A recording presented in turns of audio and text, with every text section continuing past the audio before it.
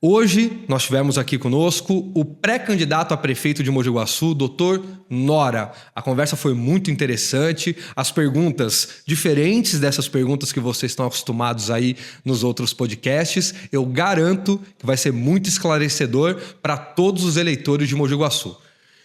Lembrando sempre que esse podcast é gravado pela Verse Produtora, que também trabalha com fotografia, com filmagens em geral, e que nós temos 2 patrocinadores, a JM Store Importados. Então, se você precisa de um iPad, se você precisa de um perfuminho importado, se você precisa de um Xiaomi, fala com o pessoal da JM, eles vão te tratar muito bem, eu tenho certeza que você vai sair muito satisfeito. E também Daniel Furigo Arquitetura. Se você precisa da sua casa bonita, do jeito que você sempre sonhou, pode chamar o Daniel, que eu tenho certeza que ele vai fazer um excelente trabalho na sua casa, na sua edícula, na sua área de lazer. Enfim, eu mesmo fiz a cozinha da minha casa com ele e ficou espetacular. É o lugar onde eu mais fico na casa. E agora é só escutar. O homem só é livre quando está sozinho. Por consequente, cada qual evitará, suportará ou amará a solidão na proporção exata do valor de seu próprio ser. Porque na solidão, o mesquinho sente toda a sua mesquinhez, e o espírito elevado, toda a magnitude de sua grandeza. Em suma, cada qual sente aquilo que é. Doutor Nora, quando o doutor está sozinho, o que o doutor sente? Cara, diante da vida que eu tenho hoje, da minha rotina, eu sinto paz. Sente paz. Sinto paz. É um momento que eu posso me curtir, né? Eu trabalho minha vida dedicada, muitas vezes, para o problema do outro, para a dor do outro.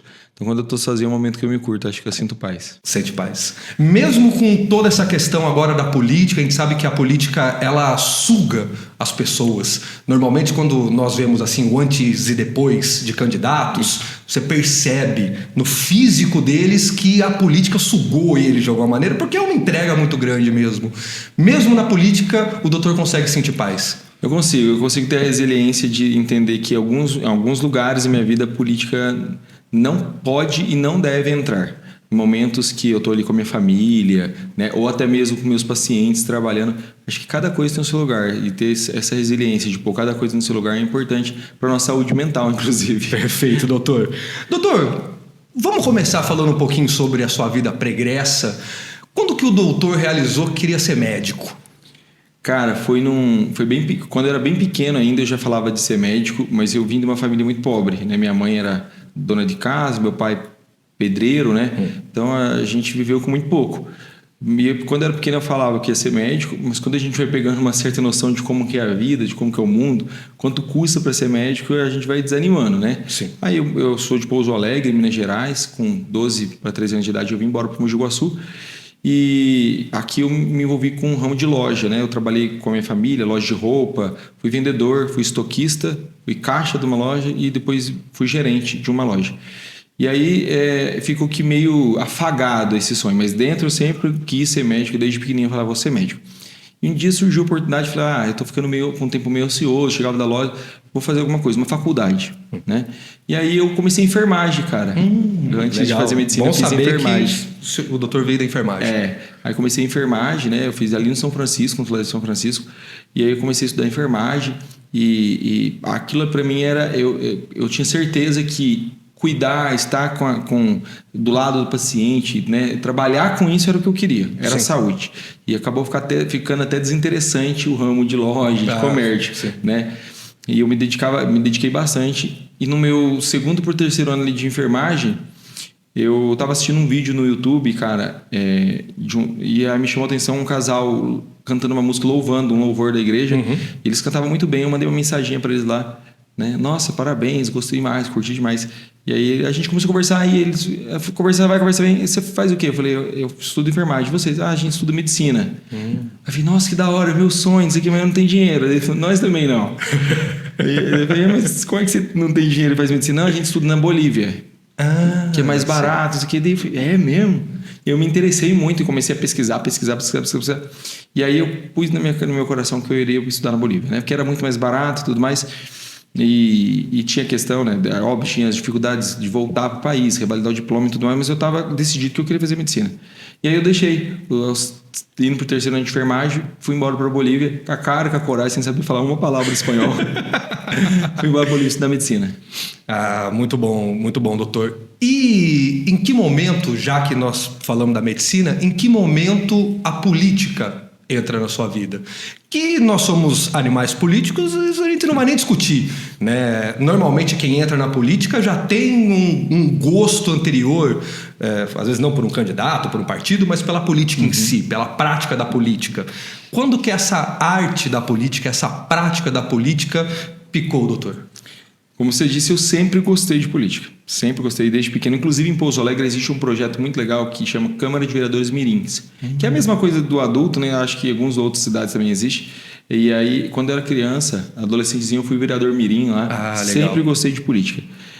Mas, óbvio, eu sempre preferi ser o ativista. O cara que fala, que defende, que briga, mas sem nenhuma responsabilidade parlamentar, né? Até porque eu tinha um objetivo. E aí eu me formei, comecei a trabalhar com as pessoas, né? E comecei a trabalhar na saúde. Eu falo que quando eu me formei, eu vim muito emocionado, né? Quando eu peguei minha CRM. Medicina por amor, e ajudar, e fazer o bem. E a gente vai descobrir que atrás dos bastidores o sistema é de outro jeito. E aí, cara, teve 2018 a eleição que eu participei muito ativamente na questão nacional. 2022 também participei muito ativamente. E já enfrentava alguns problemas no sistema de saúde, algumas coisas que eu não enxergava justo, não achava que era correto. E por mais que a gente cobrava isso ativamente, tanto cobrando de maneira formal, quanto também nas redes sociais, a gente via que não tinha efeito, né? O sistema ele é muito bem aparelhado. Sim. Ele é muito bem organizado. E aí chegou um dia que eu falei, cara, ficar atrás do celular, ficar atrás do computador só reclamando, só criticando, só apontando o dedo, não vai resolver. Então, o único jeito de resolver talvez seja me expor, seja me colocar à disposição, né? Estar lá, né? Estar lá, tá com a caneta na mão. Eu percebi que quem realmente no frigir dos ovos resolve é quem tá com a caneta na mão, né? É quem vai assinar. Você pode fazer toda a movimentação que você quiser da sua vida para fazer alguma coisa boa. Se você não tem autoridade, seja ela política, seja ela eclesiástica dentro de uma igreja, seja como for, se você não tem essa autoridade, se você não tem essa caneta, a gente vê isso acontecer direto no Brasil. Pode acontecer, você está bem intencionado, você não conseguir. Então eu decidi que eu gosto de ser médico. Eu sempre falo que eu fiz 5 anos na Bolívia, transferi para o Brasil, estudei mais quase 3 anos aqui. Então eu estudei quase 8 anos de medicina.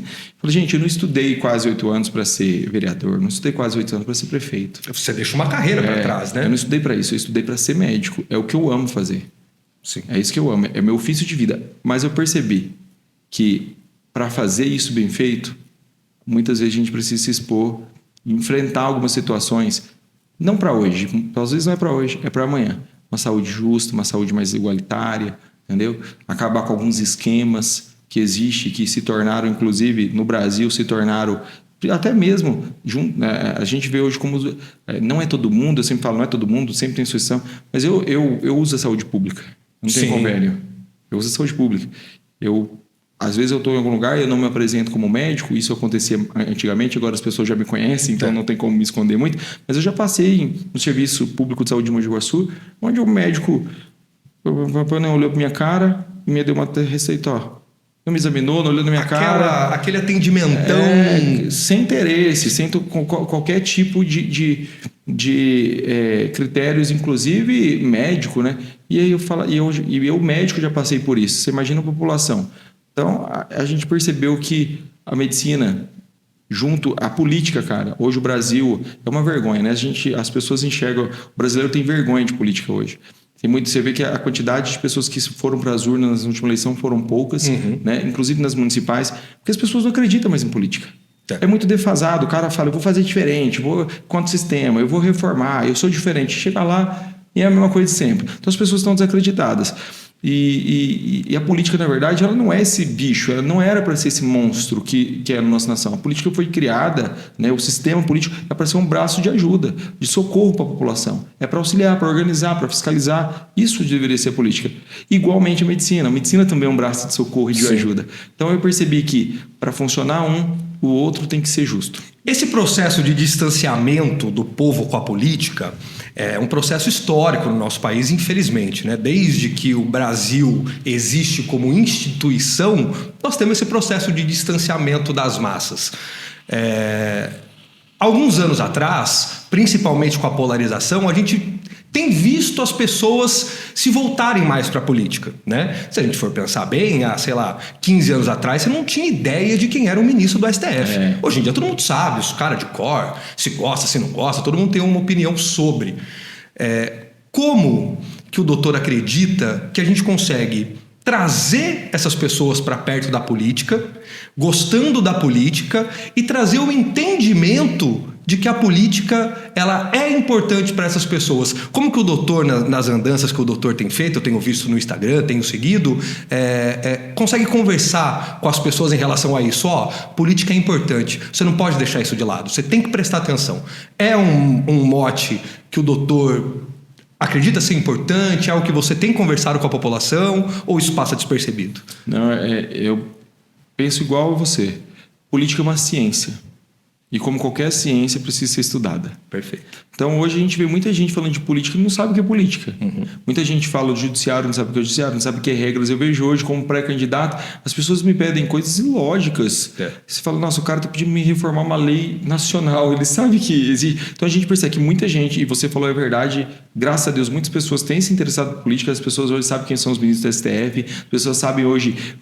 Antigamente, as pessoas não perguntavam que partido você era. Que partido? Nem o deputado. Nem votava o deputado, nem sabia quem era. Meu amigo, só voto. Voto. Não queria saber o que você defendia. Hoje as pessoas querem, isso é legal. Mas eu acho que precisa amadurecer muito sobre o estudo, porque é uma ciência. Sim. Né? E a ciência, sim, ela é baseada em evidência. Então, se você não tem o conhecimento sobre aquilo, provavelmente você pode tomar decisões erradas. Mesmo sendo, às vezes, adepto à imagem daquele candidato, a postura dele.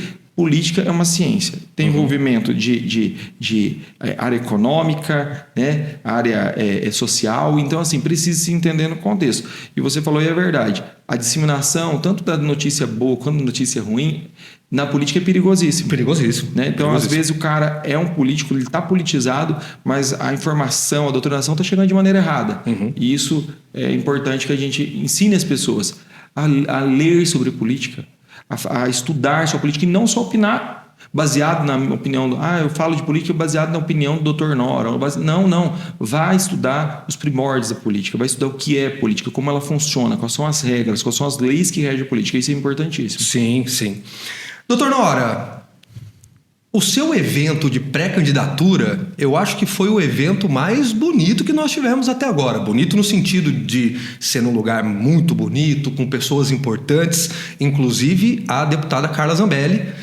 E eu queria saber como que essa relação, como que esse apoio da Carla Zambelli chegou até o Dr. Nora, porque quando a gente analisava um pouco do que aconteceu pós-eleições de 2022... todo mundo da cidade tinha uma ideia de que não seria o Dr. Nora o candidato apoiado pelo Bolsonaro aqui na cidade. Eu quero entender, e as pessoas também, com certeza, aonde que virou essa chavinha? Aonde que olharam para você e falaram, não, o Dr. Nora é um cara bom, é um cara decente, até porque a Carla Zambelli foi uma das deputadas mais votadas aqui em Mogi Guaçu. Então ela tem um capital político tremendo aqui, assim como o Bolsonaro. Como que surgiu esse apoio da Carla Zambelli? Tá, vamos lá. Começando a responder a sua pergunta do começo aí, sobre o nosso evento, foi uma surpresa para todos nós, porque nós... vale lembrar que o partido que eu represento hoje, que é o Partido Liberal, o PL, né? É um partido que é chapa única, é sozinho. Não faz coligação com ninguém. Não tem coligação. Então, um partido de chapa única, a gente não tem imprensa do nosso lado, a gente não tem a máquina do nosso lado, a gente não tem mídia do nosso lado. E foi feito tudo muito orgânico, amigos, né? Pessoas que acreditam na gente divulgando, e nós não imaginávamos. Eu sabia que seria grande, mas não igual foi. Ah, né? sim. Nós não imaginávamos, a gente teve que fechar o portão do Vila Risse em um determinado momento lá porque não cabia carro no estacionamento. E eu percebo que essa surpresa é genuína porque eu vi essa surpresa no seu rosto. Foi. A hora que as coisas foram acontecendo, você... Caramba, Foi. se não era surpresa, o senhor interpretou muito bem, doutor. Era surpresa, eu fiquei muito surpresa. A gente colocou quase 800 cadeiras, não ficou nenhuma vazia. Você estava sim. lá, né? Eu acho que você viu ou acompanhou. Eu acompanhei, não tá. E as pessoas ao redor, muita gente de pé, muita gente. Então, assim, as meninas que estavam lá na portaria contabilizaram mais de 1.000 pessoas, de forma orgânica. Sem a divulgação foram feitas nas nossas redes sociais pelo próprio povo. Isso nos trouxe, assim, cara, como você falou, uma surpresa muito grande, mas além de tudo, uma confiança muito grande naquilo que nós defendemos. Quando você fala do apoio da Carla Zambelli, né? Isso. E sobre como virou essa chave, como eu me tornei o pré-candidato do PL Mogi Guaçu. E vou te falar, até hoje, eu me pego pensando, cara, que loucura isso aqui, né? Que loucura, porque eu entrei numa reunião como pré-candidato a vereador, que eu era, e saí como pré-candidato a prefeito. E foi uma coisa muito doida, nada planejado, nada articulado, até porque eu acho que é uma responsabilidade muito grande, não nego. Hoje eu vejo as pessoas usar um corte de um podcast que eu participei, onde eu falo, olha, eu não estou preparado para ser prefeito. Para ser prefeito é uma responsabilidade grande, ninguém começa um prédio pela cobertura, começa pela base. E eles usam esse corte que eu falei. E se você me perguntar, e aí, você mudou de ideia? Não, eu ainda acho que eu não estou preparado. Eu ainda acho que não estou preparado. Por quê? Eu aprendi que, primeiro, que o princípio de toda a honra é a humildade. Você sempre saber que você ter a consciência que você pode aprender, que você pode evoluir. Com o dia que eu achar que eu estou pronto para tudo, eu acho que é a minha ruína. E segundo, que apesar de eu entender sobre política, eu leio sobre política, quando eu falo que eu não estou preparado, não é politicamente. Eu sei dos desafios que tem por aí, mas entendo também que as pessoas já não buscam mais o politicamente correto. As pessoas estão cansadas de politicagem, você sabe disso. As pessoas querem pessoas genuínas, verdadeiras, honestas. Como eu falei, política é uma ciência, aprende. Caráter, honestidade são coisas, virtudes que... Você já não aprende tanto assim. Né? Então, eu sei do meu potencial, eu acredito que o desafio é muito grande. Mas como que foi, cara? Havia um outro pré-candidato do PL que já estava acertado, mas houve um desentendimento ali, lógico, com o PL e com esse pré-candidato. E numa reunião onde nós estávamos... A Carla chegou nessa reunião junto com o Bruno. Eu conheci a Carla da onde? Das manifestações que eu sempre participei, estava lá, né? Eu sempre fui muito ativista e a Carla também estava lá e eu ia em vários encontros onde ela estava. Então, a gente, na época da pandemia, né? Eu acompanhei algumas situações de Mogi Guaçu e quando eu não conseguia resolver pelo método da saúde, a gente ligava, pedia ajuda para leito de UTI. Então, a gente fez essa parceria e por eu ser médico, acabou que ela... me deu moral, deu um pouquinho de moral ali, né? Porque ela via que a gente também queríamos ajudar. E aí, cara, tinha essa proximidade, mas não assim de ela olhar para mim e dizer, você vai ser o meu candidato, o pré-candidato PL. Entendi. E nós estávamos nessa reunião, e aí chegou-se num determinado período da reunião que decidiu-se que o então pré-candidato não seria mais por opção dele, nunca foi uma opção deles, e eles precisavam, naquele momento, colocar outra pessoa, porque nós estávamos sem tempo. E eu era o pré-candidato a vereador. E ela falou, nós estamos vindo de São Paulo, eu estou aqui, e para nós do PL do Estado, o nosso pré-candidato é o Dr. Nora. Eu? Largou assim? Falei, nossa, mas calma, viu?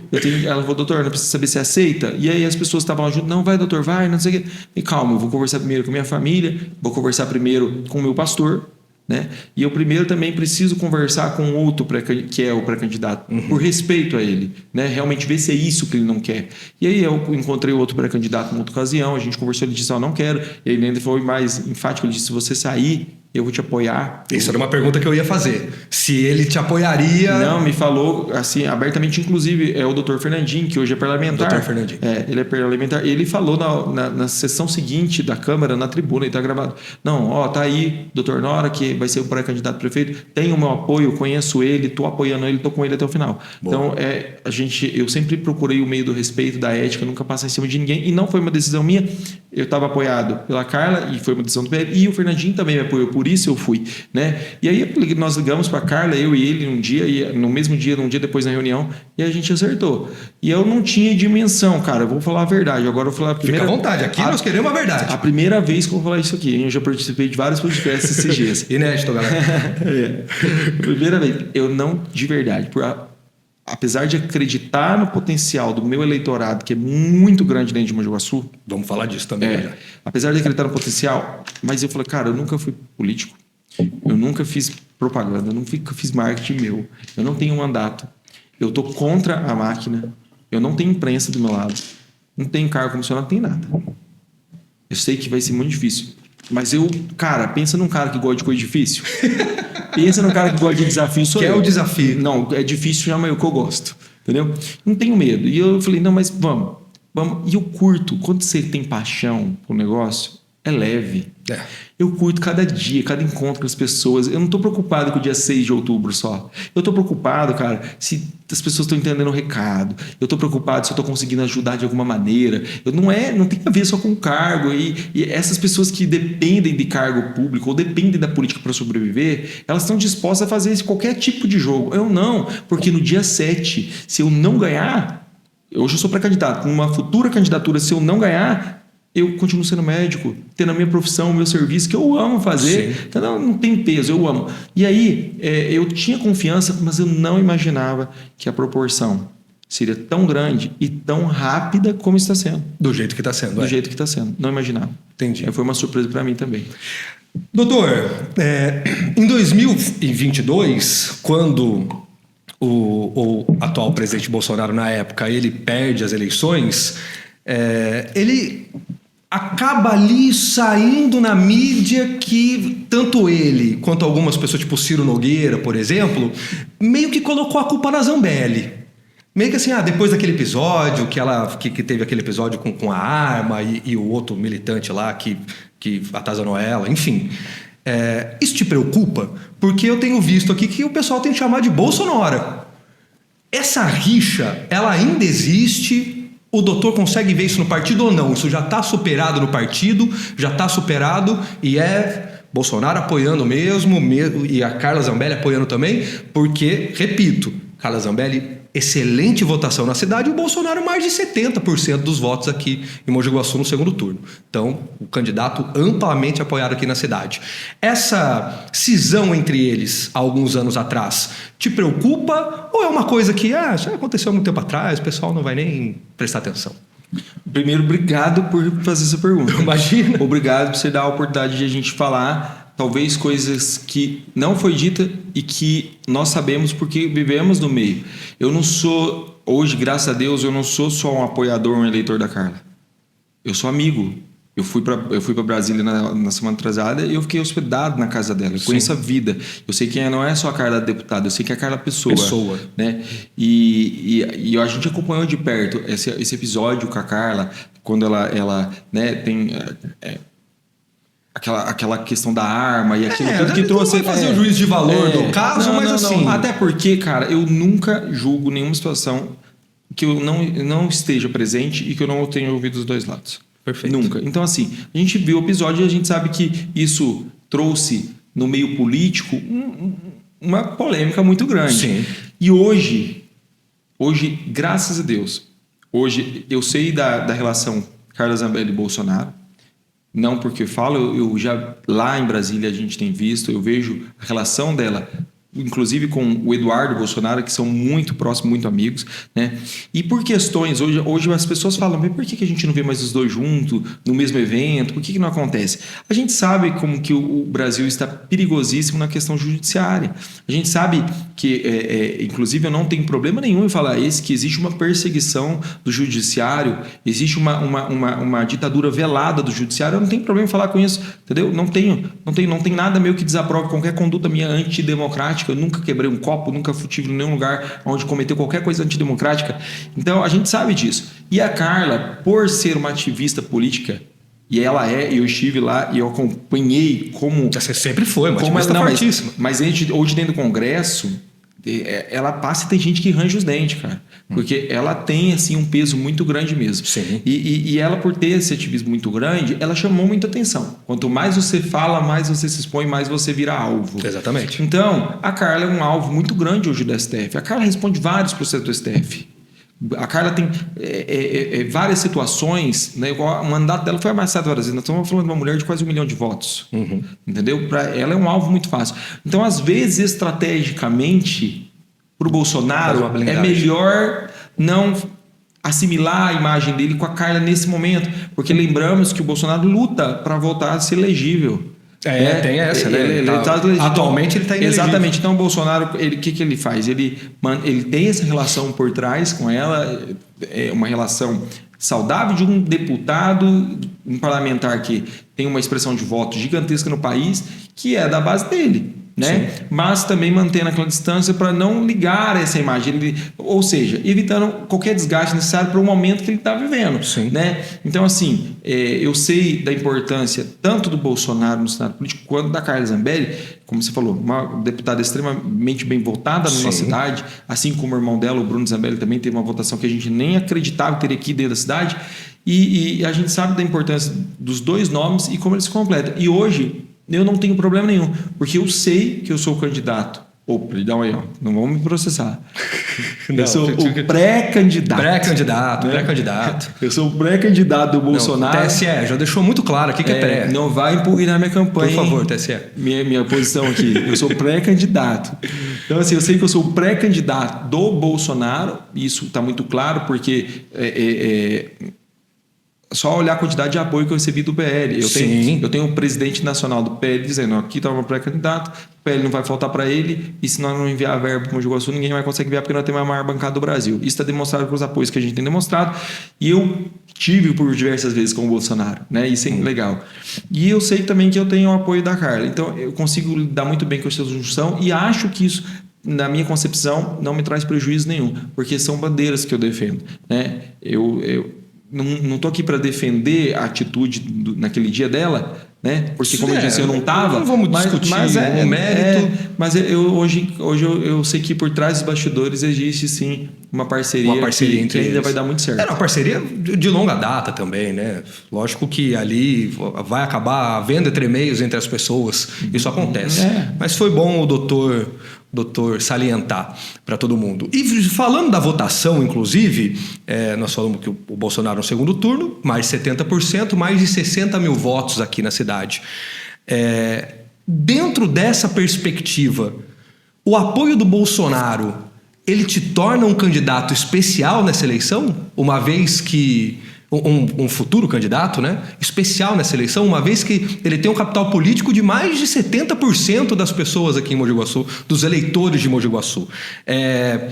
Você sente que apesar de ser um candidato novo, todos os outros pré-candidatos já têm história na política, já exerceram algum cargo, mesmo assim, esse apoio do Bolsonaro e esse mote eleitoral te traz uma confiança diferente ou não? Ou você não acredita nessa transferência automática de votos? Não é porque o Bolsonaro está me apoiando que o cara que votou no Bolsonaro vai votar em mim. O que o doutor acredita em relação a isso? Bom, com certeza me torna um candidato diferente e especial. Isso sem sombra de dúvidas, né? É um apoio muito relevante. Óbvio que eu tenho o pé no chão e é óbvio que eu não acredito que 70% das pessoas que votaram no Bolsonaro, as mesmas 70% das pessoas vão votar em mim. Eu não sou leviano a esse ponto de achar que essa transferência acontece desse jeito. Automático. Né? Mas eu sei, né, que este apoio... Porque quando a gente fala de... Tem três janelas aqui. A gente tem o bolsonarismo, tem a direita conservadora e tem o conservadorismo, que são coisas que se diferem um pouco. Tem gente que é conservadora, mas não é bolsonarista. Sim. Entendeu? Tem gente que é de direita, mas também não é tão bolsonarista, certo? Então eu consigo entender isso. Agora, nós sabemos que quando nós falamos deste público, desse tipo de eleitorado, nós lidamos com isso. Uma pesquisa recente mostrou isso, que o eleitorado do Bolsonaro é mais fiel e mais convicto que o eleitorado do Lula. Uhum. E isso foi uma pesquisa recente, foi divulgada. Então nós sabemos que a fidelidade, vamos dizer assim, né, do candidato Bolsonaro é maior. Então eu já tive lugares que, mesmo quando eu não era para o candidato, as pessoas falavam: eu não sei quem vai ser o candidato. Quem o Bolsonaro mandar votar, eu vou votar. Né? É um apoio importantíssimo. Quem vai votar. Então eu sei da importância desse apoio. Acho sim que isso é a chave. E, cara, é importante falar uma coisa aqui. O doutor Nora é pré-candidato Bolsonaro devido às circunstâncias das eleições. Não, não é. Eu não sou conservador e não sou direita agora. Já era antes. Eu tô na rua desde 2013, cara.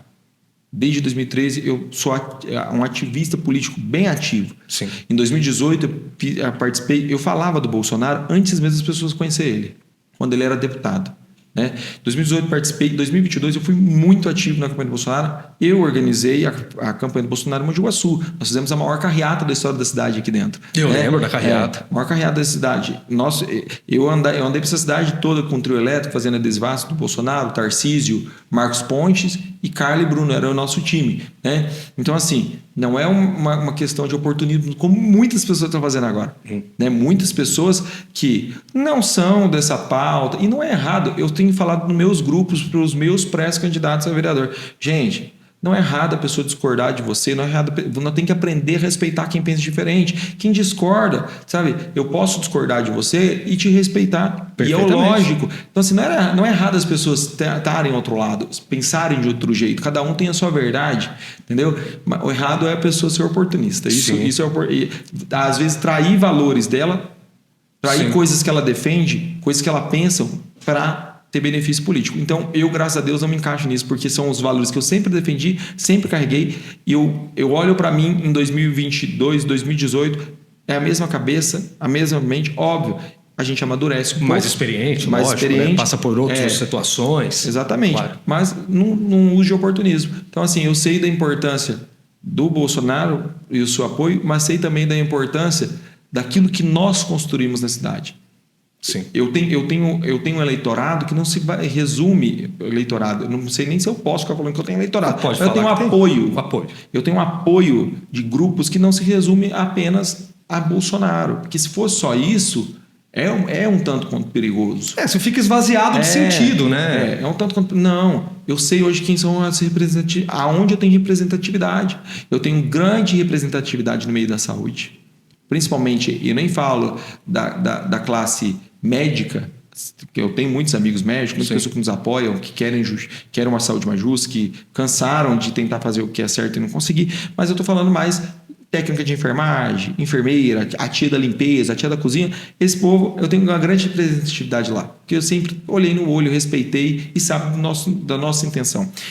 Hoje a gente ganhou, cara, incrível, uma grande representatividade com funcionário público. A gente ganhou assim, um espaço de sido procurado diariamente por vários grupos, né? Porque estão decepcionados, enxergou na gente também, eu fico muito feliz. E aí a gente vai ganhando representatividade na educação, né? Onde eu tenho tido muitas reuniões com professores, né? A segurança pública, né? Que a GCM, por exemplo, de Mogi Guaçu hoje, a gente ganhou representatividade lá também, os caras estão confiando naquilo que a gente tem a possibilidade de trazer, né? Apresentou ali. Então, assim, graças a Deus, não é só o Bolsonaro. Ele é a cereja do bolo. Vai além. Mas eu construí, cara. Eu fui médico aqui um bom tempo. Eu construí, e não estou falando que a medicina, eu construí como pessoa. Eu não tenho uma reclamação minha, nenhuma ouvidoria de médico aqui. Inclusive, no ano passado, eu ganhei lá aquela competição que fizeram na internet, melhor do ano, com mais de 2.000 votos. Eu podia ser eleito a vereador com aquela... talvez fosse uma eleição mais fácil, doutor. Mas o senhor quis o difícil, né? Difícil.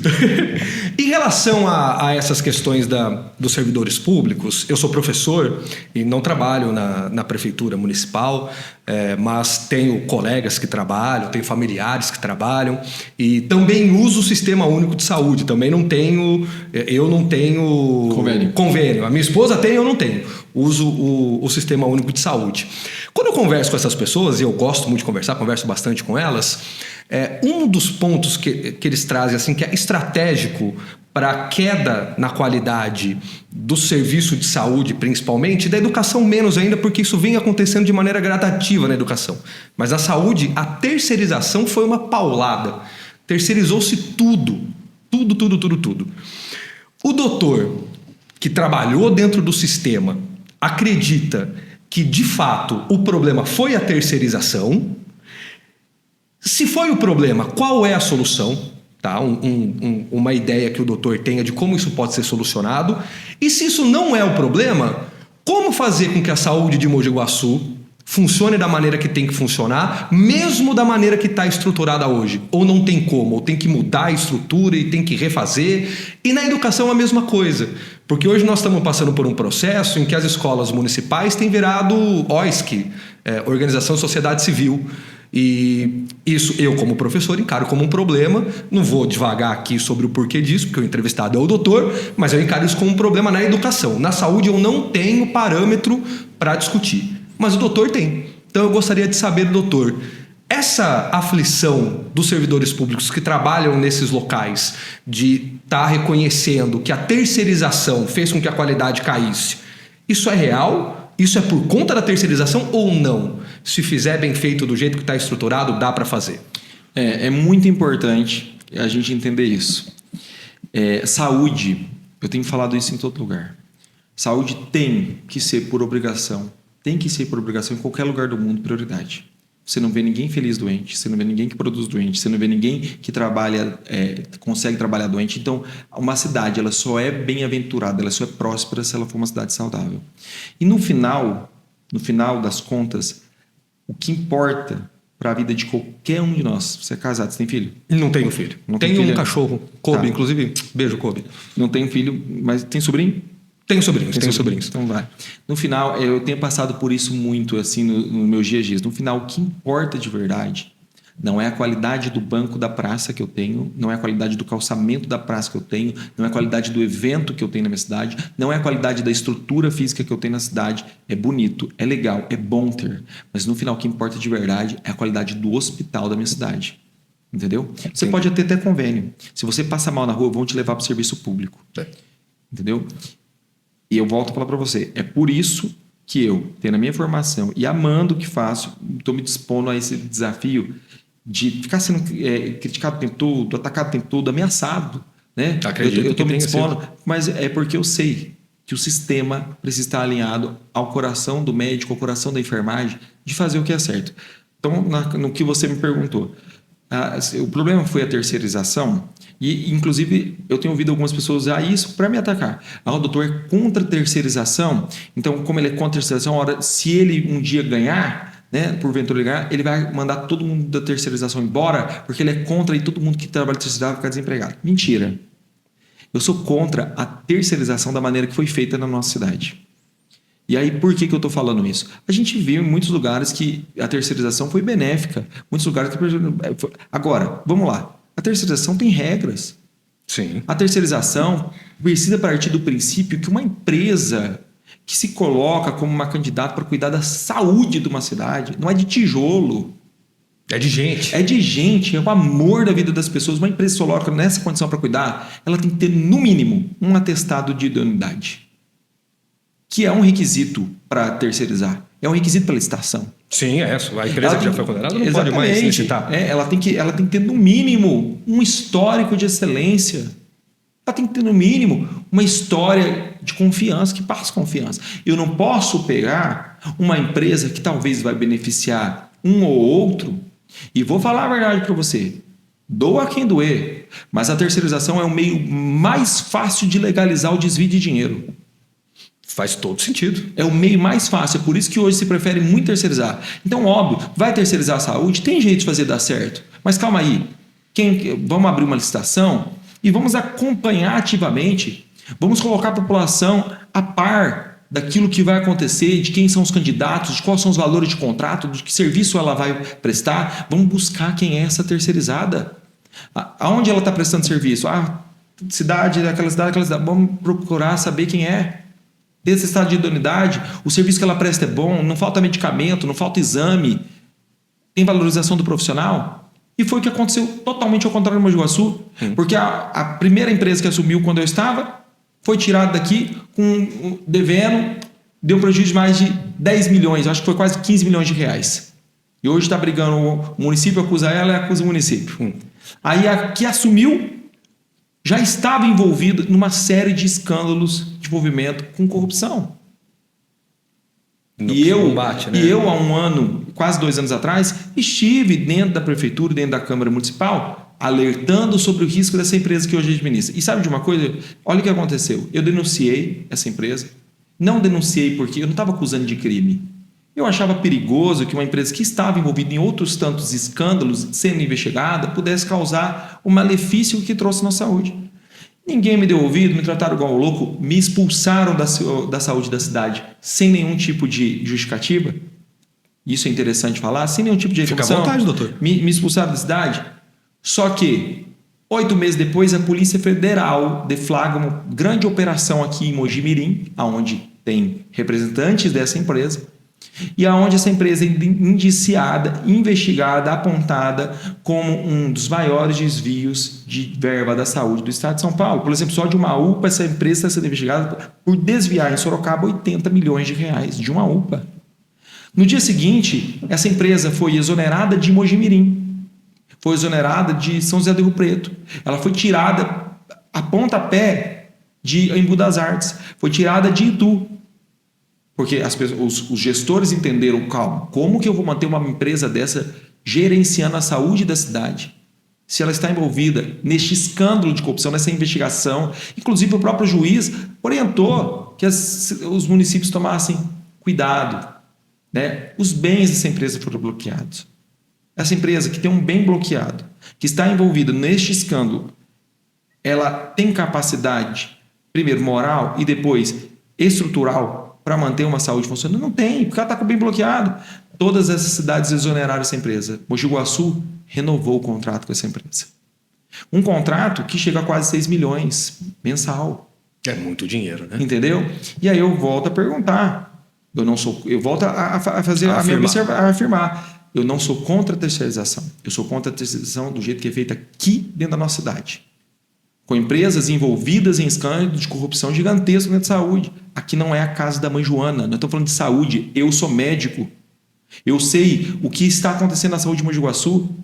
Eu todos os dias no meu Instagram, eu recebo nas minhas redes sociais, no meu WhatsApp, mensagens de pessoas desesperadas. Eu me sinto com a mão amarrada, eu me sinto impotente. Pessoas desesperadas, dizendo, doutor, salva meu pai, pelo amor de Deus, salva minha mãe, doutor, salva meu irmão, está internado. Entendeu? Não tem pessoas que estão esperando um simples ultrassom de abdômen há 1 ano.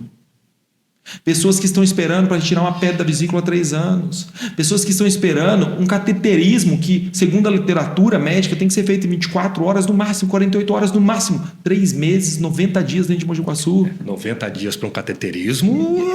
E está acontecendo. Nós acabamos de perder, inclusive, uma personalidade dentro de Mogi Guaçu porque estava aguardando, tinha infartado, estava internado aguardando o cateterismo. Mais de quase 30 dias, reinfartou e morreu. E eu te pergunto, você sabe quanto custa uma sala de hemodinâmica? Não faço a menor ideia, doutor. Hoje, Ribeirão Preto, São José do Rio Preto inaugurou uma sala moderna de hemodinâmica. Eu até coloquei nas redes sociais.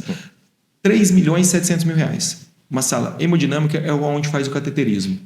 É onde na emergência o cara infartou, leva o cara lá, faz o cateterismo, desobstrui, coloca o stent, salva o cara. Essa sala aqui custa 3 milhões e 700 mil. Mogi Guaçu tem hemodinâmica? Não tem. Não tem. O cidadão guaçuano fica 3 meses aguardando cateterismo e às vezes reinfarta e morre na fila do SUS. Agora, sabe quanto que nosso prefeito pegou de empréstimo para reformar o campo do TG? 3 milhões e 700 mil. E aí eu vou te falar, sou contra a reforma de praça? Não sou contra. Mas eu acho que tem prioridade. Eu acho que hoje uma hemodinâmica que teria salvo centenas, talvez milhares de guaçuanos dentro da nossa cidade. Um investimento que não é alto, mas que é importante. E a gente só vai saber que essa fala minha faz sentido hoje, não por causa de oposição política, porque eu não preciso disso. Só vai saber que faz sentido essa fala minha quando um familiar nosso entra dentro de uma emergência e precisa fazer uma desobstrução cateterítica de urgência e não tem.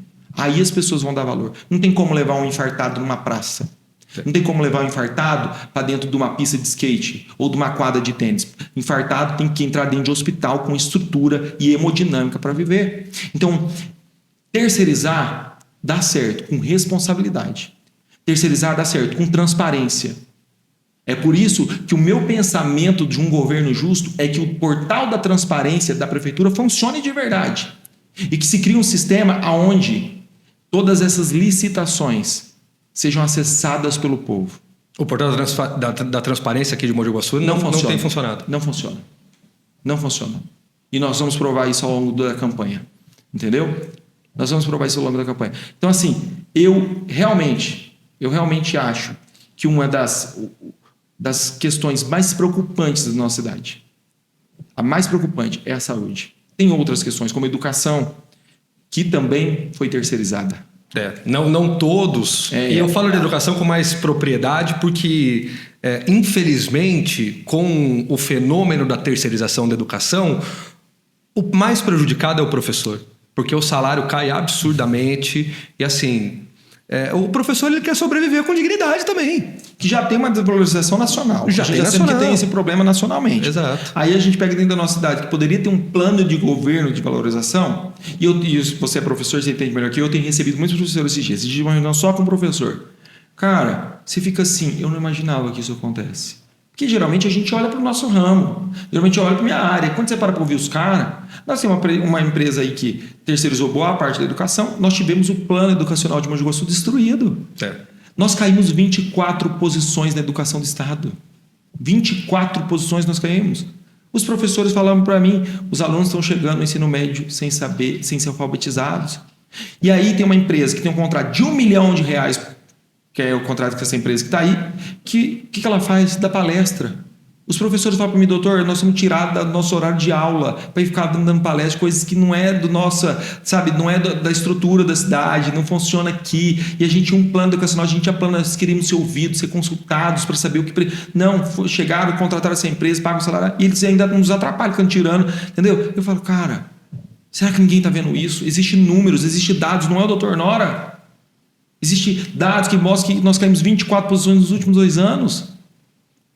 Né? E quando eu falei, volto a falar, quando nós falamos de educação e de desvalorização, nós já falamos de uma coisa que está desgastada no ambiente nacional. Sim. Já existe desgaste. Então, nós poderíamos, muito bem, e tem muitos professores que são funcionário público. Sim. Como dentro da enfermagem. Muitas pessoas dentro da saúde são funcionário público. E eu não sei se você sabe disso, eu vou dar uma informação aqui. Fica à vontade, doutor. Hoje o Guaçu tinha quase 5 mil funcionários públicos. Não sabia, doutor. Sabe quanto tem hoje? Agora recebi a informação. Não sei. Acho que está 3.900. 3.900. 3.900. Máximo 4.000. A gente perdeu pelo menos 1.000 funcionários públicos na nossa cidade. Sabe por quê? Porque as pessoas estão pedindo baixa, estão pedindo exoneração, não compensa mais. Não tem valorização, não tem plano de carreira, não tem projeto. Nossos funcionários públicos perdeu os 8% que tinha. Foi prometido os 300 conto lá para fazer o vale, não foi cumprido. A atual gestão diz que não precisa de funcionário público. Quem que quer ficar se submetendo a isso? É muito complicado. Ninguém. E a gente sabe a importância do funcionário público dentro de uma cidade hoje. A gente sabe. A prefeitura, a máquina, o hospital funciona com funcionário público. E aí, às vezes, alguém chega no hospital e tem lá uma enfermeira, 40 anos de profissão, 30 anos de profissão. Ela é mal-humorada. Ela tá de cara feia. Cara, gente, você já imaginou trabalhar 12 horas diária, aguentando dor dos outros? É pesado. É pesadíssimo. Você sai carregado de lá, dor, sofrimento, mal pago, sem valorização. Ainda o gestor fala que não precisa de você. Não tem um plano de carreira, você perde direito. Além de tudo isso que eu falei, ainda o seguro da Unimed ainda subiu. Sim. Então, assim, não só, eu falo assim, já era bom, não precisava nem ajudar se não tivesse condições, e a gente sabe que tem dinheiro, que falta é gestão. Não precisava nem ajudar, mas não atrapalhasse. Se não ajudaram e atrapalharam. Então, o tanto de gente, daqui um pouco não tem funcionário mais. Porque nós perdemos 1.000 em 2 anos. Você imagina para onde vai isso? Você entendeu? Então, assim... E de funcionários dando baixa, né? Não é que enxugou a máquina pública. Não. Até porque a máquina pública foi inflada. Doutor, mas aí o senhor está me falando que tem menos funcionários, então como que a máquina pública foi inflada nesse processo? Vou te responder. Por favor. Uma das grandes propostas da atual gestão em Mogi Guaçu era: vamos cortar cargos comissionados. Vamos enxugar a máquina. Estava na moda falar isso na época. Sempre foi, eu acho, né? Quase que dobraram o número de cargos comissionados em Mogi Guaçu. Quase dobraram? Quase dobraram. Inclusive, na semana passada foi nomeado 3 cargos comissionados e ainda continua nomeando. Perde-se funcionários públicos que produz. E eu não sou contra comissionado. Porque são importantes. Porque precisa ter. Claro. Contanto que sejam pessoas que trabalhem, que gerem, que produzam para a cidade. Eu sou contra cargo comissionado político. Cabidão. Sim. Cabidão não Que pode vem existir. em troca de apoio. Vem em troca de apoio. Simplesmente em troca de cara apoio, porque é natural ter apoio, né? Mas exatamente. só em troca de apoio. Exatamente. O cara que não produz, não traz benefício para a cidade. O cara que talvez até more fora e é um cara comissionado aqui dentro. Tá entendendo? Eu sou contra esse tipo de coisa. Entendeu? E se aumentou muito o número de cargo comissionado. Muito, muito, muito. E aí eu tive que ouvir de uma enfermeira com o olho cheio de lágrimas sentada na minha mesa, dizendo: doutor, tem um comissionado que chega e fala para mim: eu ganho mais que você. E aí isso é muito duro. É muito duro. Porque e é a verdade. Então na época do Covid era herói, era não sei o quê, era as heroínas, e palma para a saúde. E agora eu vou pegar o que eu podia fazer, porque, desculpa, fica à vontade, você me doutor. desculpa, honrar a saúde, honrar o funcionário público, honrar a enfermagem, honrar a educação, honrar o GCM, não é com balela, não é com homenagem, não. Dia do funcionário, para com isso. A pessoa quer reconhecimento salarial, é assim que ela sustenta os filhos, é assim que ela paga a conta. É simples assim, doutor. Entendeu? É dinheiro na conta. Exatamente. Então não vem com essas balelas. Então, assim, hoje nós temos realmente um desgaste gigantesco nos nossos funcionários públicos. Gigantesco. O que traz um prejuízo para a cidade. Aquela enfermeira que está 30 anos na mesma posição, que às vezes até está mal-humorada, às vezes está até estressada, que está mal paga, desvalorizada, que não tem plano de governo, que não tem para onde subir. O cara fica 30 anos na mesma função, e vou te falar o pior, e são usados como massa de manobra política. Se você falar mal da atual gestão, esse dia uma menina falou para mim: doutor, eu amo o seu serviço, eu amo o seu trabalho, doutor, você tem meu apoio, mas eu não posso falar porque eles nos ameaçam. Doutor, eu não posso falar porque eu trabalho em tal lugar, se eu falar eu vou parar dentro do cemitério, falam que vou pode ir para trabalhar lá dentro. Sério assim, doutor? Você tá entendendo? Então, assim, pelo amor de Deus, usando as pessoas que têm família, que têm história, que têm sentimento, para fazer política. Para fazer política, cara, isso é baixaria. Quem me conhece sabe. Eu não consigo ser o politicamente correto. Às vezes eu falo demais, mas falo com verdade. E de verdade, cara, eu acho que realmente o Brasil precisa de uma reforma política ao ponto de trazer para essas pessoas segurança e transparência. Como que o cara não pode ter uma posição pessoal com medo de perder o seu emprego? Inclusive, de sofrer perseguição. Você ser um concursado público, você tem a estabilidade justamente por isso, né? Porque você não pode ficar a bel prazer de qualquer governo, de qualquer prefeito, governador, presidente, por isso que você tem ali o cargo. Mas, doutor, passando nessa questão do oportunismo, quando nós conversamos com alguns populares, e nós citamos o seu nome, alguns populares diziam assim, com essas palavras, não são palavras minhas, palavras dos populares. Aquele lá que foi fazer graça no Rio Grande do Sul e que depois voltou candidato, doutor Nora, usou um pouquinho dessa visibilidade para se viabilizar como candidato ou não? Aquilo lá foi do coração, foi do doutor Nora mesmo e iria mesmo sem ser candidato? Sabe o que é oportunismo? Oportunismo é quando você nunca fez uma coisa e passa a fazer por um objetivo. Isso é oportunismo. Eu nunca fui da causa animal, mas agora eu vou correr atrás de animal para ganhar voto. Eu nunca fui defensor da saúde, mas agora eu vou defender porque eu sei que é uma área que está debilitada. Isso é oportunismo. Eu faço esse trabalho de ajudar as pessoas a socorrer catástrofes há muito tempo.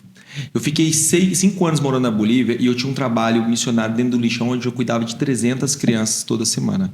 Quando desmoronou ali São Sebastião, eu fui um dos primeiros a chegar lá.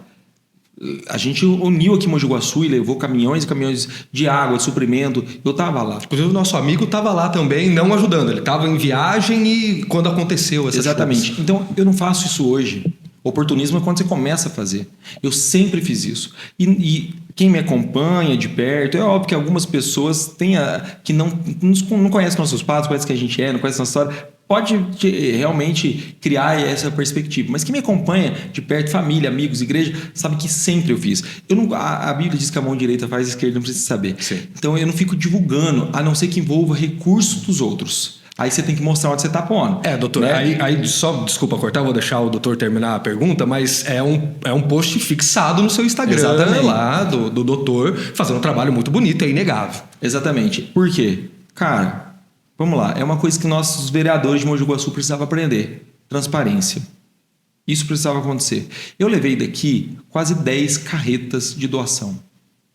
Foram quase 100 mil toneladas de mantimento e medicamento e água. Com recurso dos outros, não meu. Não fui eu que fiz, gente. Eu só fui porque eu tive a disponibilidade para ir. Foi um catalisador ali. Mas quem ajudou o Rio Grande do Sul foi a Mogi Guaçu, as pessoas. E quando se envolve recurso das pessoas, você tem que ser transparente. Você tem que mostrar, aqui a aguinha que você deu está sendo entregue. A cesta que você deu, nós vivemos num mundo onde as pessoas, na primeira catástrofe que acontece, elas começam a desviar dinheiro de Pix, irmão.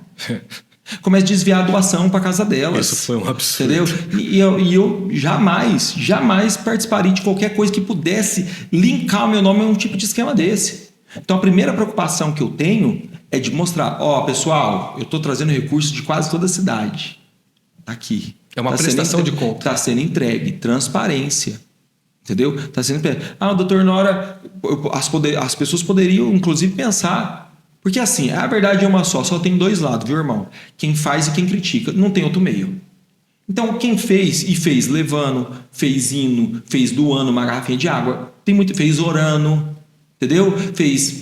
Tem um lado só, e quem critica. E isso nunca me atingiu, porque, como eu disse, não faço isso hoje. Isso, cara, no meu consultório particular, eu desmontei todo o meu consultório e levei para o Rio Grande do Sul. E muita coisa ficou por lá, nem trouxe mais. O prejuízo pessoal que eu tive foi gigantesco, porque eu fiquei quase 15 dias sem trabalhar. Eu ganho por dia. Entendeu? Eu perdi muita coisa lá. Eu limpei minhas contas, nunca precisei falar. Estou falando agora para você, porque é necessário. É uma pergunta pertinentíssima. É isso, para que as pessoas entendam. Entendeu? Não tive benefício nenhum. Não tive benefício. Eu fiquei 14 dias com água no ombro, no meio de fezes humana, rato morto, arriscando a minha vida, a minha saúde. Meu irmão, tem jeito mais fácil de eu me aparecer se eu quisesse. Entendeu? Com o dinheiro que eu gastei lá, eu poderia ter espalhado 20, 30, 40 outdoors meus pela cidade falando quem eu era, porque eu nem era pré-candidato. Eu poderia ter feito.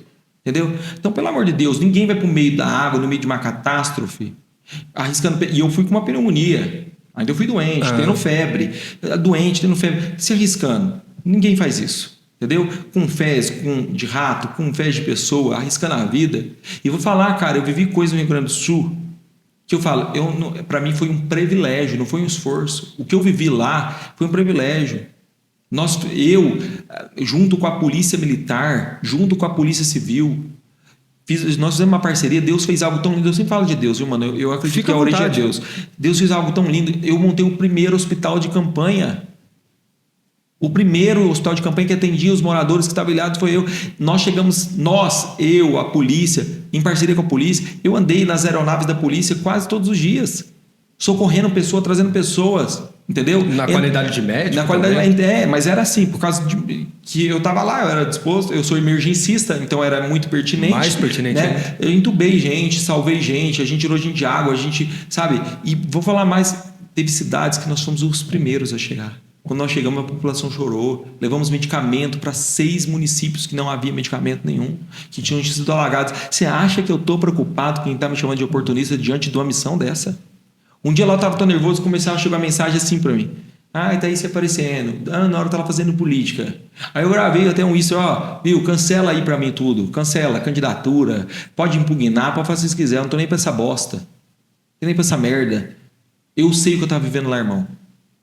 Eu sei o que é você pegar uma pessoa um senhor como a gente tirou do 2º andar, que não tinha para onde ir, ele com a senhorinha abraçada na gente desesperado, e a gente colocar eles num lugar seco.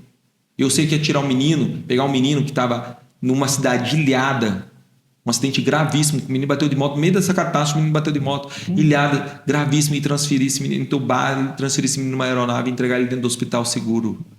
Então, o que as pessoas pensam, e elas têm o direito de pensar, fala sobre elas. O que eu fiz, fala sobre mim. Perfeito, doutor. Recentemente aconteceu também a questão do atentado contra o presidente Trump, o candidato à presidência, mas como ele já foi presidente, é praxe dizer que é o presidente. E aqui o doutor me relatou que foi ameaçado de morte. Isso não te tira o sono? Porque a gente sabe que a vida é maior do que a política, é maior às vezes do que a nossa disponibilidade, e nós somos muito importantes para uma gama de pessoas que são nossos familiares, nossos amigos, que às vezes a gente coloca na balança ali e fala, será que vale a pena eu levar um tiro para ficar aqui? Não sei se valeria a pena. Isso te assustou nesse momento? Porque a polarização política que eles vivem lá é muito parecida com a que a gente vive aqui. Como que o doutor está lidando com isso e agora com a questão de ter essa ligação direta com as pessoas? Então, algumas pessoas têm te ameaçado, têm te falado e ameaça real mesmo. Eu vi esses tempos atrás, numa publicação sua também, que tinha uma moça falando que ia te atazanar no WhatsApp. Isso deve ser comum, mas ameaça de morte, nós já estamos falando de uma coisa muito morte ou de agressão física, enfim. Como que o doutor está lidando com esse tipo de situação agora? Principalmente porque se a gente vê o Trump sofrendo um atentado, o que não pode acontecer com a gente? Eu falei isso ontem. Não somos ninguém, né? Como que o doutor está lidando com isso? Cara, é óbvio que a gente tem o nosso cuidado.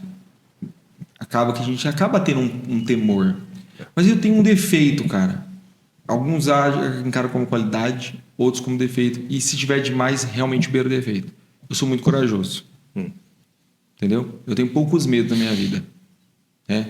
Que são coisas ligadas ao meu emocional, minha família, né? Mas eu sou muito corajoso, na maioria das vezes, sabe? Isso pode se tornar um defeito. Coragem demais, tem que tomar cuidado. Mas, cara, eu acredito muito, muito nos propósitos de Deus. Eu volto a falar de novo. Fica à vontade, doutor. Eu acredito muito nos propósitos de Deus. Entendeu? E óbvio, a gente tem que fazer a nossa parte. Então, realmente, inclusive essa semana a gente vai entregar um dossiê para a polícia. Né? Realmente, eu tenho um áudio, não é um negócio... é velado. Antigamente era velado. Tem um grupo aí do WhatsApp, a gente chama do escritório do ódio, que promove ataques contra mim 24 horas. Mentiras. Mentiras. Porque eu não tenho passado político. Eu não tenho teto de vida político, não tenho o que falar de mim, então tem que mentir, né? E eles mentem. E, cara, até aí é baixo, é sujo, mas tá tudo bem. A gente sabe que a política, quando você se expõe... Você está sujeito a isso. Você está sujeito a isso. E às vezes fala de... Eu bati meu carro uns 3 meses atrás, atrás de um caminhão, voltando do velório da minha avó, inclusive.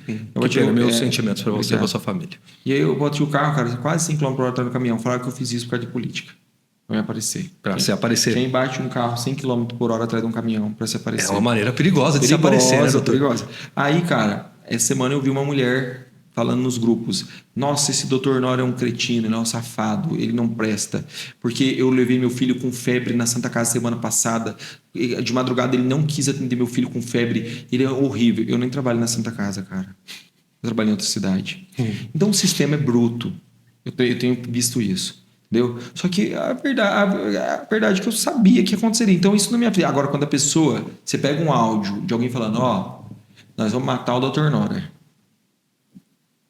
Entendeu? Isso aí já passa do âmbito político para criminoso. Apesar que esse grupo também nós denunciamos nas Secretaria de Crimes Digitais.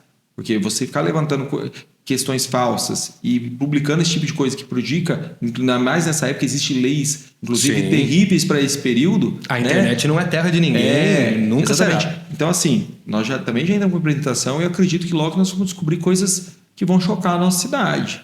Quem está financiando, por onde vem esses ataques. Se o doutor quiser vir falar aqui, inclusive, o doutor está convidado, por favor. Ah, doutor, você não tem medo? Às vezes me dá um temor. Não por mim. Amigos, famílias que andam comigo, a gente sabe. Tem pessoas... Quem ameaça é bundão. Mas o cara pode pagar R$500 por um noia e mandar vir fazer uma maldade com a gente. Então a gente tem tomado cuidado. Aqui está o meu segurança. Eu não ando mais sozinho, só ando com segurança armado. Entendeu? E, cara, eu sou tão privilegiado. Sabe o carro meu que está aqui fora? Não é meu carro. O carro que eu estou andando hoje é o carro do Tarcísio de Freitas, governador de São Paulo. É o carro do governador? É o carro que o governador usou durante toda a campanha dele. Eu vou tirar uma foto com esse carro, doutor. Inclusive, vou te falar mais. Você lembra quando o Tarcísio foi numa favela, que teve um atentado, deram vários tiros? Lembra. É esse carro que levou vários tiros de fuzil. É esse carro que esse menino, que como chama esse moleque, está andando hoje. Porque o meu partido, que tem uma relação muito próxima com o governador Tarcísio, se preocupou em cuidar da minha segurança. Isso eu fico muito grato. Então, eu ando com meu segurança hoje, que precisa por conta das ameaças, e hoje ando com um carro também que me oferece segurança nas ruas. Óbvio que não é tudo. A gente precisa tomar muito cuidado, né? E a polícia, essa semana, inclusive, eu falei, nós vamos entregar um dossiê completo para a polícia dessas ameaças com até cronograma de como isso tem acontecido, né? E, cara, tenho falado isso onde eu vou. Quem tem medo de bandido é bandido. Quem tem medo de bandido é bandido. Inclusive, digo a essas pessoas, ali que tá me filmando, se quiser me parar de verdade, tem que me matar. Porque ameaça, coação, perseguição, isso me motiva, cara. Falo, nossa, agora que eu tenho que ir pra cima, cara. Agora que eu tenho que ir pra cima. O Brasil não aceita mais esse tipo de política. Não pode. Nós não suportamos mais. A gente viu o que aconteceu com o Donald Trump, viu o que aconteceu com o Bolsonaro em 2018. Vamos discordar. Vamos brigar na internet, defender nossas posições. Mas, pelo amor de Deus, alguém sair do âmbito da discussão saudável para agredir, para matar, quando é contra a vida, isso é inadmissível. Seja por qualquer motivo, né? Não, doutor? por qualquer motivo. E, infelizmente, cara, tem pessoas que quando ela não ganha, ela mata. E sabe por quê? E eu vou falar outra coisa aqui. Fica à vontade, doutor. Aqui é o seu espaço. Eu vou falar outra coisa. No dia 7 de outubro, se eu for o candidato, porque precisa da convenção. Sim. Eu sou pré-candidato. Depois da convenção, se eu for o candidato, eu ganhar, eu sou o Nora que ganhou. Se eu perder, eu sou o Nora que perdeu e não devo nada, não tenho rastro sujo, não tenho crime, não tenho nada, eu continuo trabalhando normal. E tem gente que, se eu ganhar, precisa se preocupar muito. Precisa se preocupar muito, muito, muito, muito. Porque eu tô inserido nesse meio político agora, faz 2 anos que eu tô levando pancada, irmão, não é agora. Agora, não, faz 2 anos. Desde quando eu me impus algumas coisas que eu não concordava, que eu acho as situações obscuras que eu pedi que fosse investigado. Desde lá eu levo pancada. Me perseguem, inclusive, em Itapira. Tentam interferir no meu trabalho lá onde eu trabalho. Só que aprenderam que eu posso ser um moleque como me chamam. Eu posso ser fraco como fala que eu sou. Mas meu pai me criou homem. Meu pai me criou com moral. Meu pai me ensinou, meu filho, isso aqui é teu, isso não é. O que é teu, o que é dos outros é dos outros. Meu filho, não negocie os seus valores. Meu pai me criou assim. Então, já fizeram proposta de todo jeito, meu amigo. De todo jeito. E não deu certo. Eles sabem que ocupando uma cadeira ou não, eu serei uma grande pedra no sapato de qualquer coisa ilícita ou corrupta dentro dessa cidade. O capital político que o doutor ganhou, ele não se esvai com uma eleição, né? Doutor, última pergunta. Já queria agradecer desde já a sua presença aqui. Nós temos perguntas um pouco diferentes do que o doutor está acostumado a receber. Dessa maneira. Nós temos aqui uma pegada um pouco mais intimista, mas sempre de maneira respeitosa, claro. Achei bom. A última pergunta é uma pergunta que eu considero fundamental como eleitor. Bora. Porque sou eleitor hoje. Manda ver. As manifestações em 2022, elas clamavam muito sobre uma suposta irregularidade nas eleições, na urna eletrônica, enfim. As eleições municipais acontecem com as mesmas urnas. Caso o doutor não se consagre primeiro candidato e depois vencedor, o doutor vai aceitar o resultado? Vamos lá. O bom de você ser verdadeiro é que você pode falar o mesmo discurso em todo lugar e nunca vai mudar. Então eu não mudo meus discursos. Em 2022, quando eu estive nas ruas, nunca neguei. Quando eu estive junto com o povo, eu fiquei, cara, quase 70 dias na rua, mano. Entendeu? A primeira coisa, a pauta das ruas era transparência do processo eleitoral. Ok? Transparência do processo eleitoral. Então a gente pedia logo lá atrás o voto impresso auditável com contagem pública. Que vale lembrar que as urnas brasileiras foram criadas e tem a adaptação foi criada para ter a impressão do voto impresso. Elas foram criadas com esse dispositivo, a gente só não usa, mas elas foram criadas. Eu sempre falei e volto a falar, se existe um dispositivo que pode sanar a dúvida, que pode trazer mais transparência, que pode, tem um idiota lá que acha que tem possibilidade de fraudar as urnas. Um exemplo, me tem um negócio que ele acha que vai trazer transparência, por que não usar? Qual é o motivo? Né? Sempre defendi o voto impresso de contagem pública auditável. Sempre defendi. Com a urna eletrônica. Com a urna eletrônica. Porque tem gente que fala, nós é contra a urna eletrônica, vai votar no papelzinho, vai votar a época de pedra. Para, gente, pelo amor de Deus. Vai marcar ali. Não. Acho que a urna, entendeu?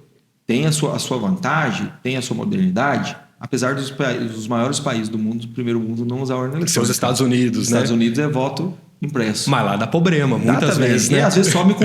Cara, o problema é o caráter. Né? Eu falo, não adianta apontar para o governo federal e dizer, Lula ladrão, Bolsonaro ladrão, não adianta.